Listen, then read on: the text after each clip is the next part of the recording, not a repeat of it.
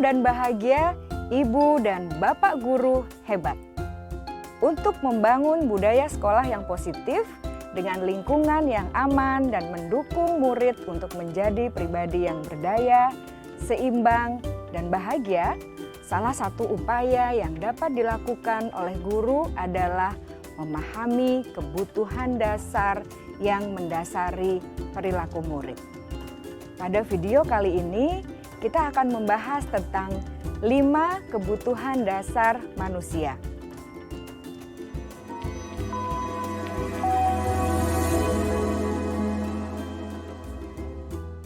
Ki Hajar Dewantara dalam salah satu kutipannya menyatakan, kita ambil contoh perbandingannya dengan hidup tumbuh-tumbuhan. Seorang petani dalam hakikatnya sama kewajibannya dengan seorang pendidik yang menanam padi misalnya. Hanya dapat menuntun tumbuhnya padi. Ia dapat memperbaiki kondisi tanah, memelihara tanaman padi, memberi pupuk dan air, membasmi ulat-ulat atau jamur-jamur yang mengganggu hidup tanaman padi, dan lain sebagainya. Ketika guru memahami kebutuhan apa yang mendasari perilaku murid, dan guru berusaha menuntun dan mendukung murid dalam memenuhi kebutuhannya secara positif, pada hakikatnya guru tersebut ibarat seorang petani yang sedang berusaha memahami kebutuhan masing-masing tanaman. Dan ia berusaha memenuhi kebutuhan tanaman tersebut agar dapat tumbuh dengan subur dan maksimal. Dr. William Glasser, seorang psikiater dari Amerika Serikat, menyatakan bahwa seluruh tindakan manusia memiliki tujuan tertentu, yaitu memenuhi kebutuhan dasarnya. Ketika kelima kebutuhan dasar telah terpenuhi secara memadai, maka murid akan tumbuh dengan seimbang dan bahagia. Sebaliknya, ketika kebutuhan dasar tidak terpenuhi dengan baik, maka seseorang akan mengalami emosi negatif seperti bosan, sedih, dan kecewa. Bahkan mereka dapat melakukan perbuatan yang bertentangan dengan nilai-nilai kebajikan atau melanggar peraturan. Dengan kata lain, perilaku buruk seseorang biasanya adalah respons dari kebutuhan yang tidak terpenuhi. Namun, mereka tidak tahu cara untuk menyampaikannya. Ada 5 kebutuhan dasar manusia menurut Dr. William Glasser, yaitu yang pertama, kebutuhan untuk bertahan hidup atau survival. Yang kedua, kebutuhan untuk merasa diterima atau love and belonging. Yang ketiga, kebutuhan akan kebebasan atau freedom. Yang keempat, kebutuhan akan kesenangan atau fun.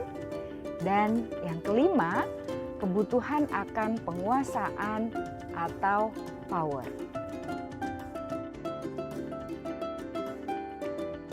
Kebutuhan dasar yang pertama adalah kebutuhan yang bersifat fisiologis untuk bertahan hidup atau survival. Misalnya, kesehatan, rumah, dan makanan. Kebutuhan biologis sebagai bagian dari proses reproduksi termasuk kebutuhan untuk tetap bertahan hidup. Kebutuhan untuk merasa aman juga termasuk dalam kebutuhan ini.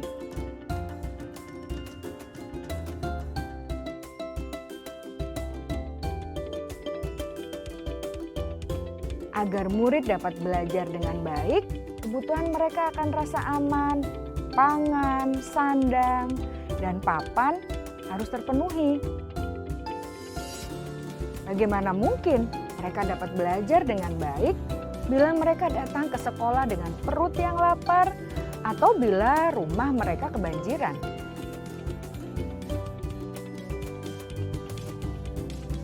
Setelah kita mengetahui kebutuhan pertama yang sebagian besar bersifat fisiologis, mari kita lihat kebutuhan kedua sampai kelima yang semuanya berhubungan dengan psikologis. Mari kita lihat kebutuhan yang kedua, yaitu kebutuhan akan perasaan diterima oleh kelompok atau komunitasnya, atau kebutuhan love and belonging. Kebutuhan ini meliputi keinginan untuk tetap terhubung dengan orang lain seperti teman, keluarga, teman kerja, dan kelompok di mana kita tergabung. Setiap murid ingin menjadi bagian yang berharga dari kelas dan juga sekolah. Mereka juga ingin diterima oleh orang lain dan kelompoknya. Bahkan, murid yang terlihat paling cuek pun jauh di dasar hatinya pasti ingin merasa diterima. Sebagai guru, seharusnya kita dapat menerima murid kita apa adanya, sesuai dengan kodratnya. Karena setiap murid adalah unik. Mereka memiliki kekuatannya masing-masing, sehingga guru seharusnya bisa menciptakan kesempatan untuk murid berkolaborasi dan memiliki ikatan emosi satu sama lain. Murid-murid yang memiliki kebutuhan yang besar untuk merasa diterima, biasanya mereka belajar karena suka pada gurunya, dan mereka juga suka bekerja dalam kelompok. Kebutuhan yang ketiga adalah kebutuhan akan kebebasan atau kebutuhan membuat pilihan. Murid harus diberi kesempatan untuk membuat pilihan dan bertanggung jawab atas pilihan yang mereka telah ambil. Memberi mereka kebebasan bukan berarti membiarkan mereka melakukan apa saja yang mereka mau, melainkan lebih memberi mereka kesempatan untuk membuat pilihan, menyuarakan pendapat mereka dengan percaya diri, dan memberi mereka kesempatan untuk mencoba hal-hal yang baru. Pembelajaran dengan metode yang beragam dan menarik juga akan memenuhi kebutuhan murid tentang kebebasan ini. Pembelajaran berdiferensiasi, di mana guru menyediakan beberapa jenis tugas yang bisa dipilih oleh murid sesuai minat mereka, sangat baik untuk mengembangkan murid menjadi lebih mandiri dan memiliki motivasi internal. Karena kebutuhan akan kebebasan pada dasarnya adalah kebutuhan untuk mandiri, memiliki otonomi, memiliki pilihan, dan mampu mengendalikan arah hidupnya sendiri.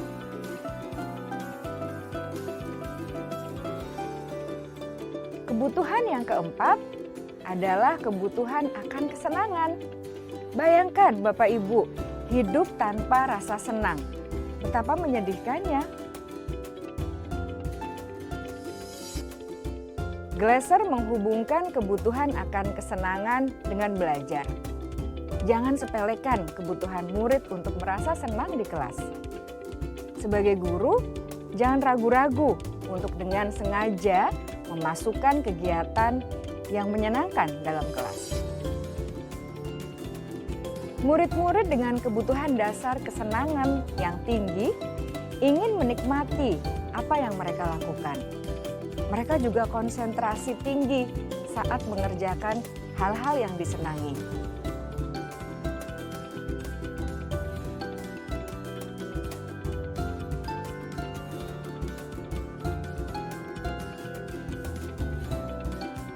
Kebutuhan yang kelima adalah kebutuhan akan penguasaan. Setiap murid memiliki kebutuhan untuk merasa kompeten, menjadi terampil, diakui pencapaian dan keterampilannya, didengarkan, bisa membuat dampak dan pengaruh, dan memiliki rasa harga diri. Mereka sebaiknya diberi kesempatan untuk membuat keputusan tentang hal-hal yang penting dalam hidupnya dan tidak merasa dikontrol oleh sistem sekolah. Pada murid yang telah menginjak usia remaja, seringkali mereka merasa tidak memegang kendali atas kehidupannya sendiri, karena guru kerap kali berpengaruh dalam mengambil keputusan. Murid-murid yang memiliki kebutuhan dasar akan penguasaan yang tinggi biasanya selalu ingin menjadi pemimpin. Mereka juga suka mengamati sebelum mencoba hal-hal yang baru. Mereka juga perfeksionis dan merasa kecewa bila melakukan kesalahan.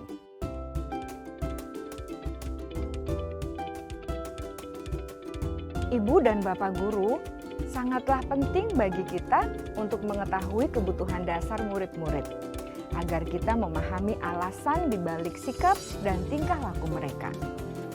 Bila murid berperilaku buruk atau melanggar peraturan, sehingga tindakannya tidak sesuai dengan nilai-nilai kebajikan, maka guru harus mencari tahu alasan yang mendasari tindakan tersebut dan kebutuhan apa yang belum terpenuhi.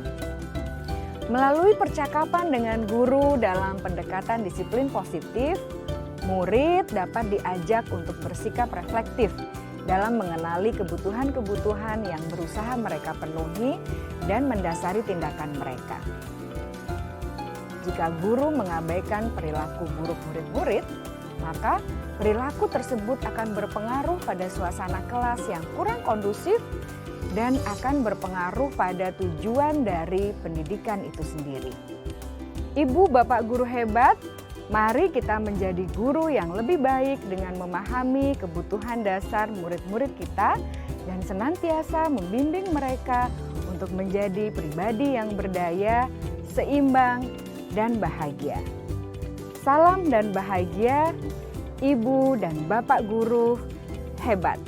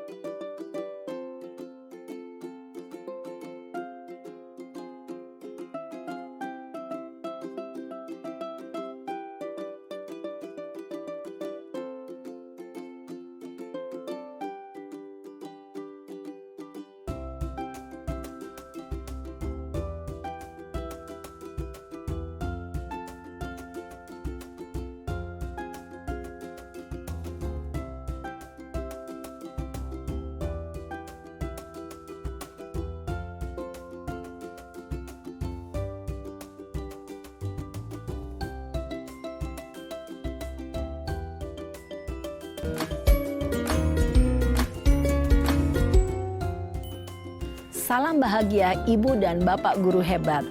Dalam penerapan disiplin positif restitusi, salah satu program yang dikembangkan adalah 5 posisi kontrol. 5 posisi kontrol dalam restitusi adalah proses perjalanan seorang pendidik agar dapat mengenali dirinya. Pada video kali ini, kita akan membahas tentang 5 posisi kontrol yang dikembangkan oleh Diane Gosson dan contoh penerapannya.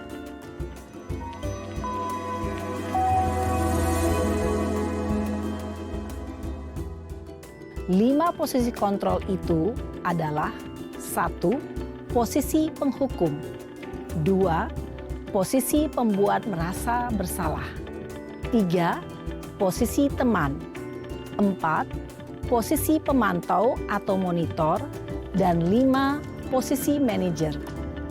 Untuk lebih memahami kelima posisi tersebut, mari kita saksikan kasus Naren yang terlambat hadir 20 menit di sekolah dan melihat bagaimana kelima posisi kontrol dalam menghadapi masalah tersebut.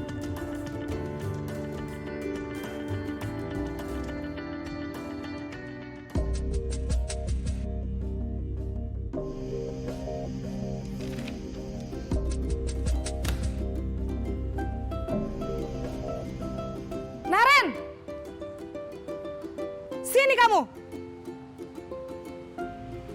Selamat pagi, Bu. Selalu terlambat.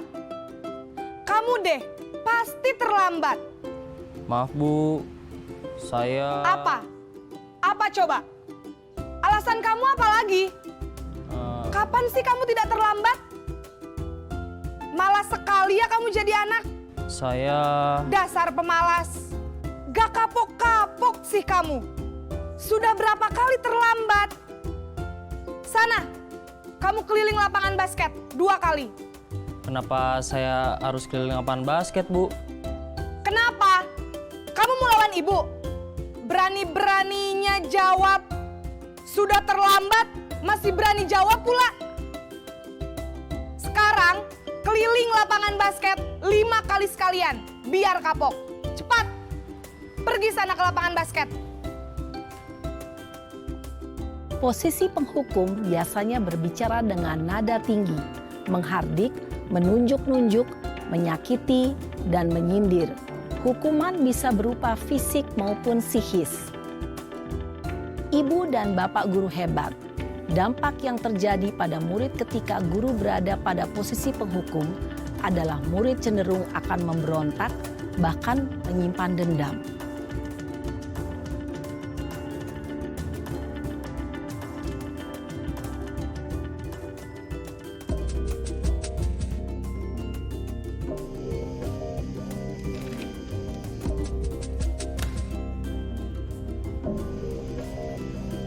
Naren!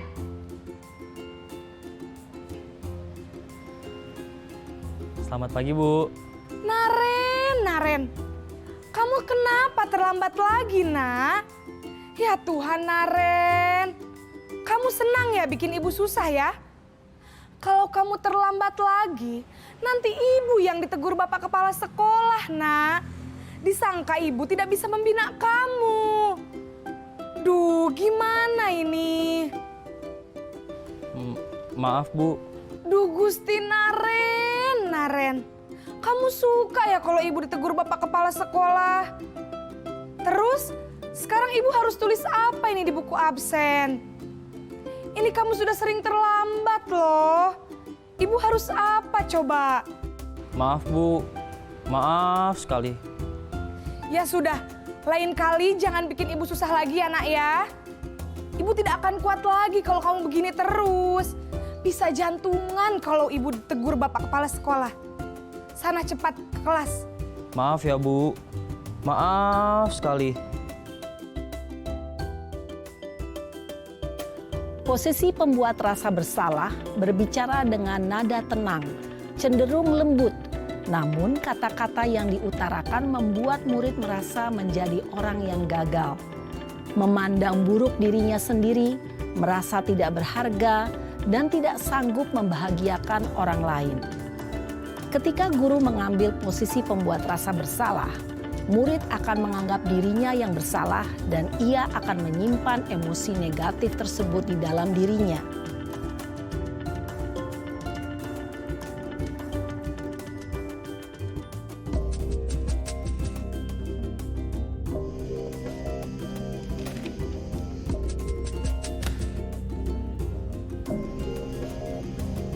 Naren!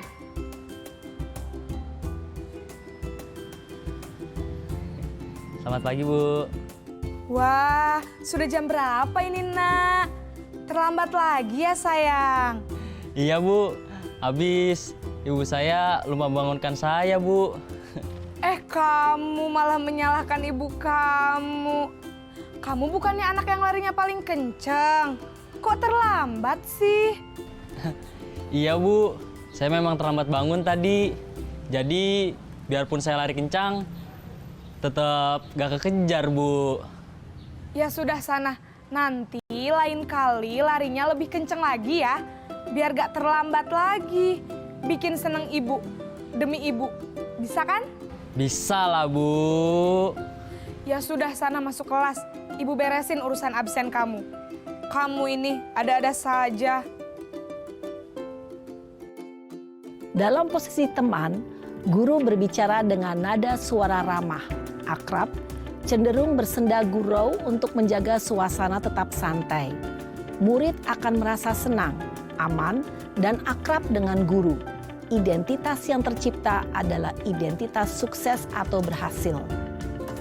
Namun, perlu diingat, karena ini masih dorongan eksternal, maka ada faktor ketergantungan dari murid kepada orang tertentu.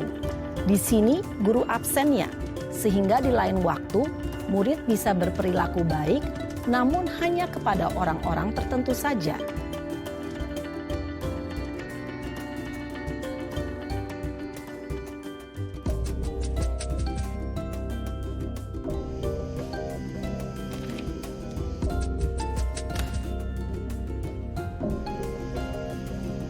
Naren!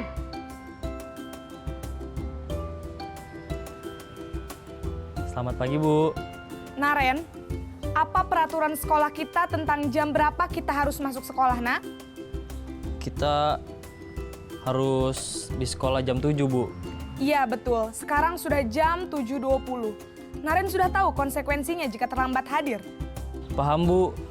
Saya harus tinggal kelas pas jam istirahat selama 20 menit. Iya, benar. Konsekuensinya demikian. Jadi nanti jam 9.30 pas istirahat, kamu harus tinggal di kelas, kerjakan tugas tambahan untuk ketertinggalan kamu, ya? Baik, Bu. Posisi pemantau mengandalkan penghitungan atau data untuk mengontrol murid. Guru mengarahkan murid berdasarkan peraturan dan konsekuensi. Seorang pemantau menunjukkan bahasa tubuh dan ekspresi wajah yang datar dan cenderung formal.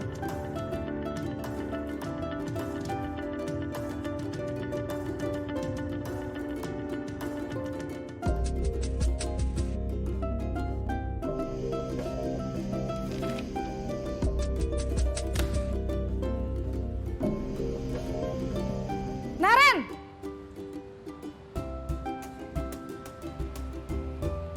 Selamat pagi, Bu. Selamat pagi, Naren. Maaf, Bu. Saya terlambat.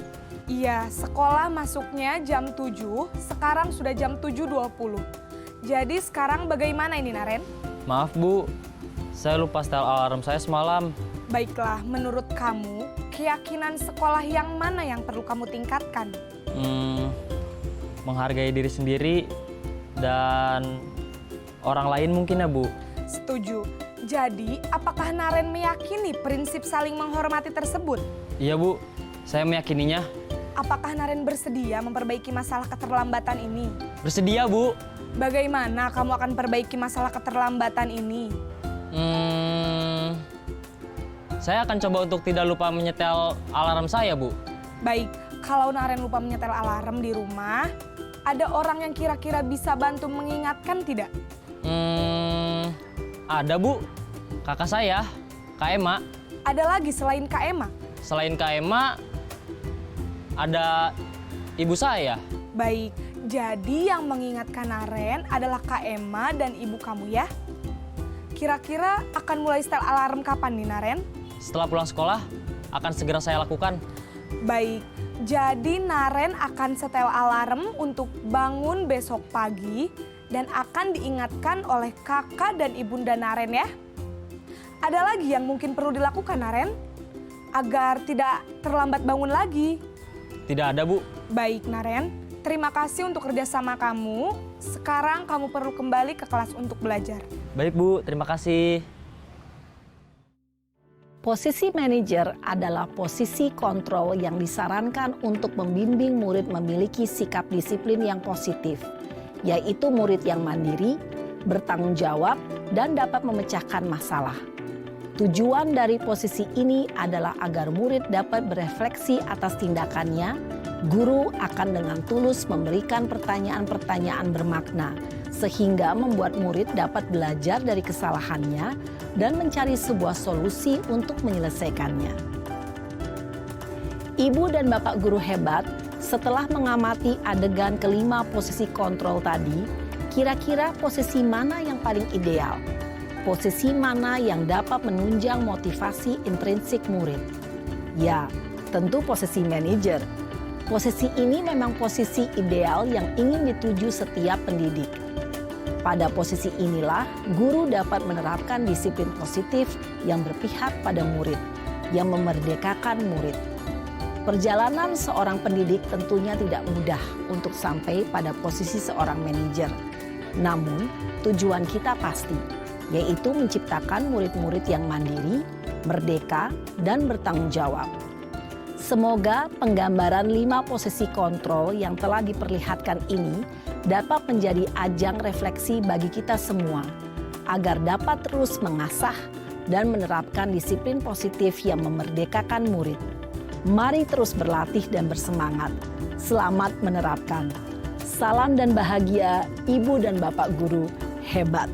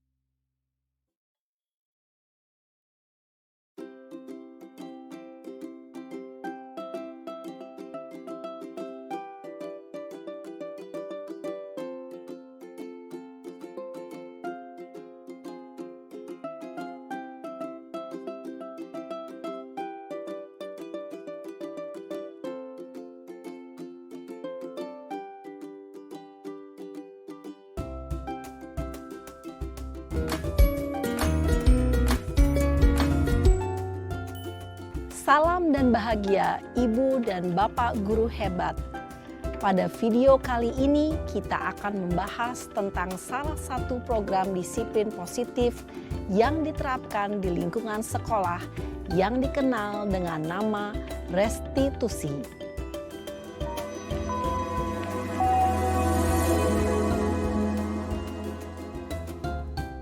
Restitusi dikembangkan oleh pakar pendidikan Diane Gosson, berlandaskan pada teori kontrol Dr. William Glasser. Segitiga restitusi adalah suatu proses dialog yang dijalankan oleh guru atau orang tua agar dapat menghasilkan murid yang mandiri dan bertanggung jawab. Pada saat guru di posisi manajer, aspek yang dikembangkan pada murid adalah motivasi intrinsik, sehingga penanaman nilai-nilai kebajikan dapat tumbuh dan berkembang menjadi suatu kebiasaan positif yang akhirnya membentuk karakter murid.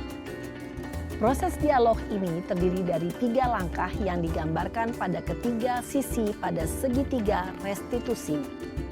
Sisi pertama adalah menstabilkan identitas. Sisi yang kedua adalah validasi tindakan yang salah. Dan sisi yang ketiga adalah menanyakan keyakinan. Ibu dan Bapak Guru, berikut ini akan ditunjukkan bagaimana seorang guru berada dalam posisi manajer menggunakan penerapan segitiga restitusi.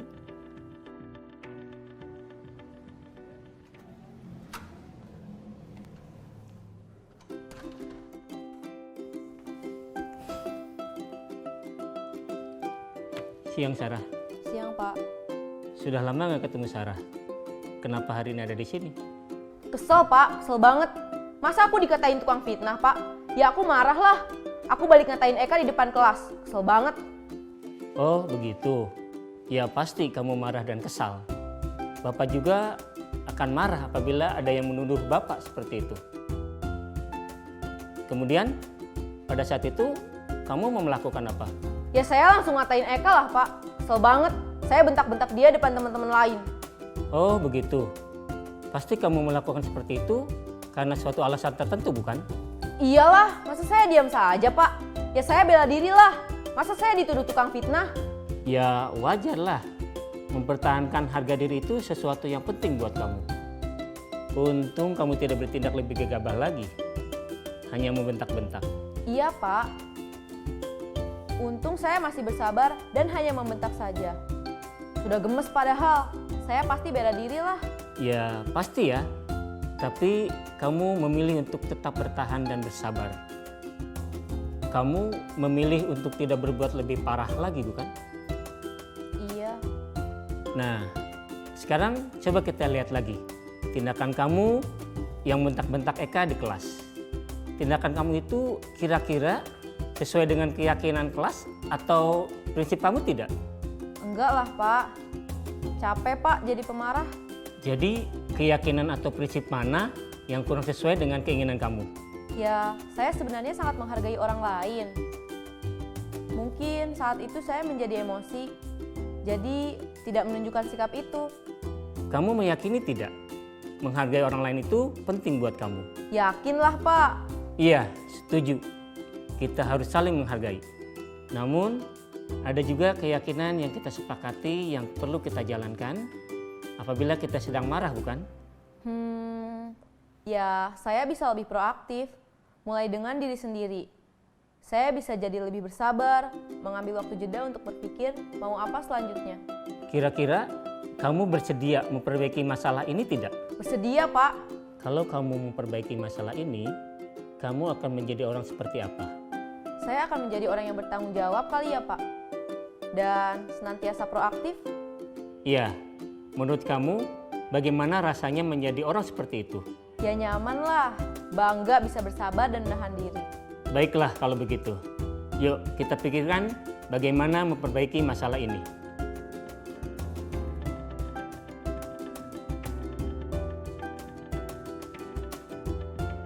Ibu dan Bapak guru hebat, baru saja kita menyaksikan contoh bagaimana seorang guru berada dalam posisi manajer menggunakan penerapan segitiga restitusi. Mari kita bahas satu persatu. Pada sisi pertama, menstabilkan identitas berdasarkan pada prinsip bahwa membuat kesalahan adalah bagian dari proses pembelajaran. Sisi pertama dari segitiga ini berperan menggeser identitas murid dari identitas gagal ke identitas sukses. Murid yang sedang bertingkah laku yang tidak pantas atau menarik diri saat itu sedang mengalami identitas gagal. Bila kita mengkritiknya, maka posisinya tidak akan berubah. Kita bisa mengajukan pernyataan-pernyataan ini. 1. Membuat kesalahan sesuatu yang wajar. 2. Manusia tidak ada yang sempurna. 3. Kita bisa memperbaiki masalah ini. 4. Saya tidak menanyakan kesalahannya. Saya lebih fokus bagaimana memperbaiki masalah ini. 5. Apakah saat ini kamu tengah menjadi orang yang baik untuk dirimu sendiri? Pada sisi kedua, validasi tindakan yang salah berlandaskan pada prinsip bahwa setiap perilaku berupaya memenuhi suatu kebutuhan tertentu. Guru yang telah memahami teori kontrol akan bergeser dari pemikiran stimulus respon menjadi proaktif dan mencoba untuk mengenali tujuan dari perilaku murid. Mengenali dan mengakui kebutuhan murid ini dapat memperbaiki hubungan dengan murid tersebut. Pernyataan atau pertanyaan bisa disampaikan dengan nada suara tidak menghakimi atau memojokkan, sehingga dapat mengembalikan murid pada posisi positif. 1. Kamu bisa saja bertindak lebih gegabah lagi dari ini. 2. Kamu bukan melakukannya tanpa suatu alasan tertentu. 3. Kamu melakukannya karena mempertahankan sesuatu yang penting bagimu. 4. Mungkin kamu bisa mempelajari suatu perilaku baru yang lebih efektif. Bersediakah kamu mempelajarinya? Selanjutnya, kita akan simak sisi terakhir, yaitu menanyakan keyakinan. Teori kontrol menyatakan bahwa pada dasarnya kita termotivasi secara intrinsik. Pada saat perilaku yang salah telah divalidasi dan identitas sukses telah stabil, maka murid telah siap mengaitkan keyakinan-keyakinannya dengan tindakannya yang salah dan pemikirannya telah bergeser ingin menjadi orang yang dituju. Pertanyaan-pertanyaan ini dapat mengaitkan keyakinan-keyakinan yang dianut murid. 1. Sebagai keluarga atau kelas, apa yang kita yakini? 2. Nilai-nilai apa yang telah kita sepakati? 3. Seperti apa gambaran sebuah kelas yang ideal bagi kamu? 4. Kamu ingin menjadi orang seperti apa?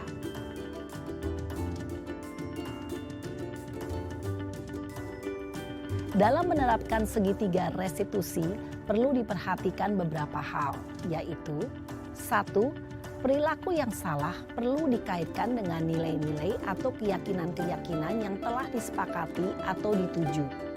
2. Kesediaan orang yang melakukan kesalahan untuk memperbaiki masalah. 3. Pemecahan masalah sebisa mungkin relevan atau memiliki hubungan dengan masalah yang ada. 4. Usaha. Perlu adanya suatu usaha perbaikan dari pihak yang berbuat kesalahan. 5. Waktu. Perlu didedikasikan waktu dari pihak yang berbuat kesalahan. Tanyakan kapan akan mulai diberlakukan usaha untuk memperbaiki masalah. Dengan memahami struktur penerapan segitiga restitusi, diharapkan guru dapat menerapkan posisinya sebagai manajer dengan mengajukan pertanyaan-pertanyaan bermakna yang dapat membuat murid menjadi lebih percaya diri, bertanggung jawab, dan mandiri. Nah, Ibu Bapak Guru perlu tidaknya mengikuti ketiga tahapan dalam segitiga restitusi bergantung pada ringan beratnya suatu permasalahan. Misalnya, bila permasalahan tersebut ringan, maka tidak perlu dijalankan secara berurutan. Bahkan bisa semudah menanyakan apa keyakinan yang kita sepakati. Dengan menjalankan segitiga restitusi, dengan mengajukan pertanyaan-pertanyaan bermakna, diharapkan murid menjadi lebih kuat secara pribadi, dapat membuka wawasan murid agar dapat menyelesaikan permasalahannya sendiri, semakin percaya diri, mandiri, dan merdeka. Salam dan bahagia, Ibu Bapak Guru hebat.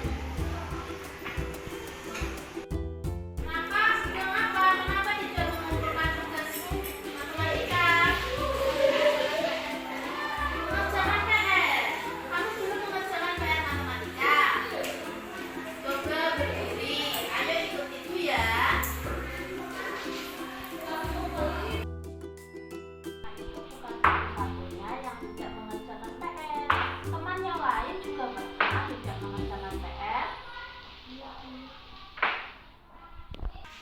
Mas Raka pasti punya alasan kenapa Mas Raka tidak mengerjakan PR. Saya pulang juga pernah ada acara di rumah, jadi saya mengerjakan PR. Jadi Mas Raka itu kelelahan, tapi tentunya Mas Raka tidak terlambat kan? Iya Bu. Mas Raka sudah melakukan ke sekolah, tetapi dari kesalahan Mas Raka tadi tidak mengerjakan tugas, apakah ini sudah melanggar keyakinan kelas atau tidak? Keyakinan kelas apa yang Mas Raka sudah langgar?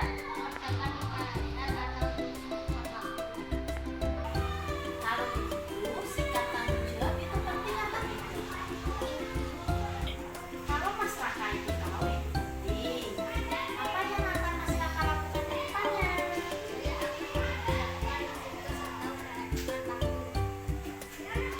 Bagus sekali. Kalau begitu, Mas Raka sudah memperbaikinya. Mas Raka kalau sudah memperbaikinya, nantinya akan menjadi orang yang seperti apa? Saya akan menjadi orang yang bagus sekali. Sekarang Mas Raka boleh kembali ke kelas dan melanjutkan pelajaran lagi.